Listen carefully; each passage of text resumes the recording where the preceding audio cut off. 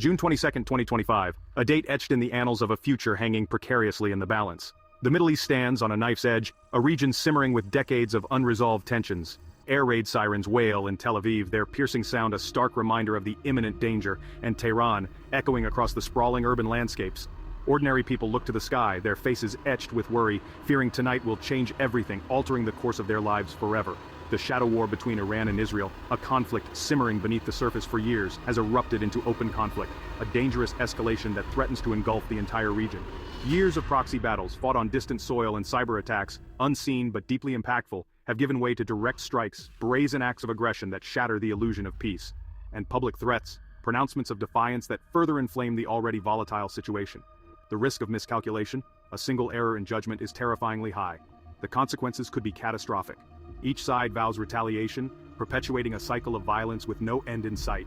The fragile balance that kept the region from catastrophe, a delicate web of diplomacy and deterrence, is collapsing, threatening to plunge the Middle East into a full-scale war. A direct war between these two powers, a scenario long feared by international observers, could unleash chaos, drawing in neighbors, nations caught in the crossfire, and global superpowers, each with their own strategic interests at stake.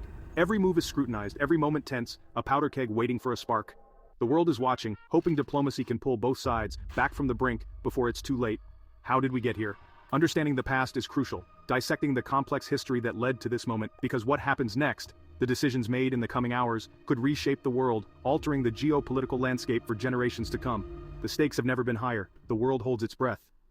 Before 1979, a very different reality existed in the Middle East. Iran and Israel were unlikely partners, a strategic alignment forged in a complex geopolitical landscape.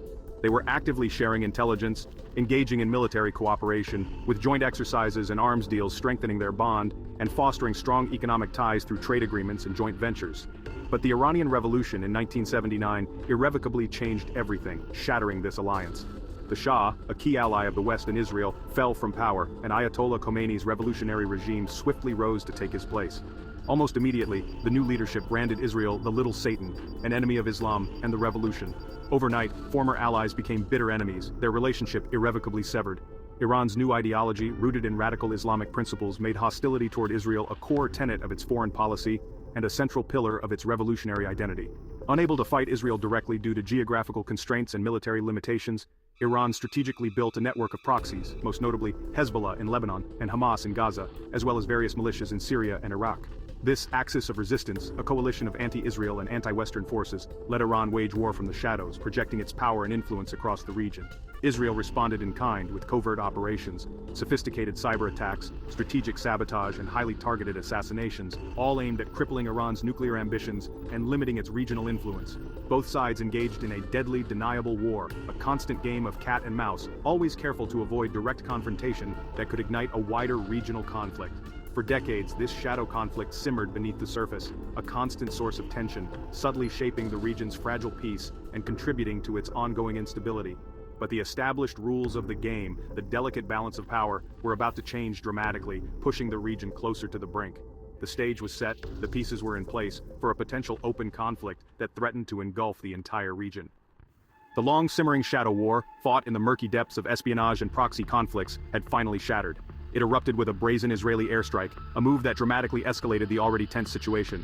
The target was Iran's consulate in Damascus, a diplomatic building considered sovereign territory. The strike resulted in the deaths of several top Iranian commanders, figures of significant importance within the Iranian Revolutionary Guard Corps. For Tehran, reeling from the loss of key personnel, this was unequivocally a red line crossed, an act of aggression that demanded a response. And Iran retaliated, directly, abandoning its usual reliance on proxy forces. A swarm of hundreds of drones, a dark cloud against the night sky, and a barrage of missiles, a deadly rain of fire streaked toward Israel, piercing the darkness with their fiery trails. This marked the first direct, and undeniably audacious Iranian assault launched from Iranian soil against Israeli territory. While most were intercepted by Israel's Iron Dome defense system, the message was clear: a new and dangerous chapter had begun. Iran could strike, and was willing to strike, Israel directly from its own territory, a capability previously only speculated upon. Israel's response was swift and decisive, but carefully measured, a calculated attempt to deter further escalation. It launched a targeted strike inside Iran, hitting sensitive military sites, facilities linked to the Iranian nuclear program. Both sides had now directly attacked each other's homeland, a dangerous escalation with far-reaching consequences. This act shattered a decades-old taboo, a previously unspoken agreement to keep direct attacks off the table, The world held its breath, watching with growing alarm, fearing a rapid spiral into a full-blown regional war, a conflict that could engulf the entire Middle East. The conflict had irrevocably moved from the shadows, where it had lurked for so long, to center stage, exposed for all the world to see.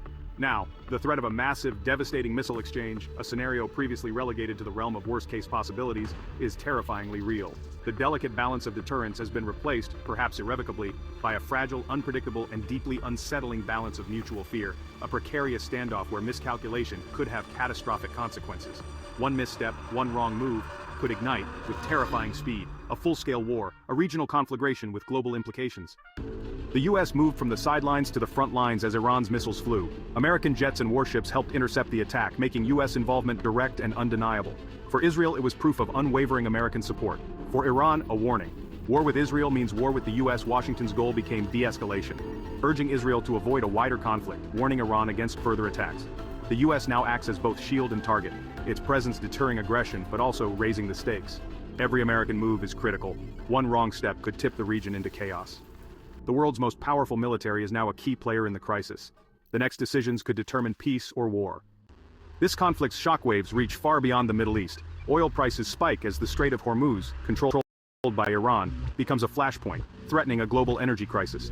Humanitarian disasters worsen in Lebanon, Syria, Iraq, and Yemen, as war threatens to spill over. Global trade is disrupted, shipping lanes become high risk, costs soar, and supply chains falter. The world's economic stability is suddenly at risk. The risk of miscalculation is higher than ever. This is not a distant problem. It threatens global peace and prosperity. The choices made in Tehran, Tel Aviv, and Washington will shape the future for everyone. The world cannot afford to look away. The next days will decide fragile peace or devastating war.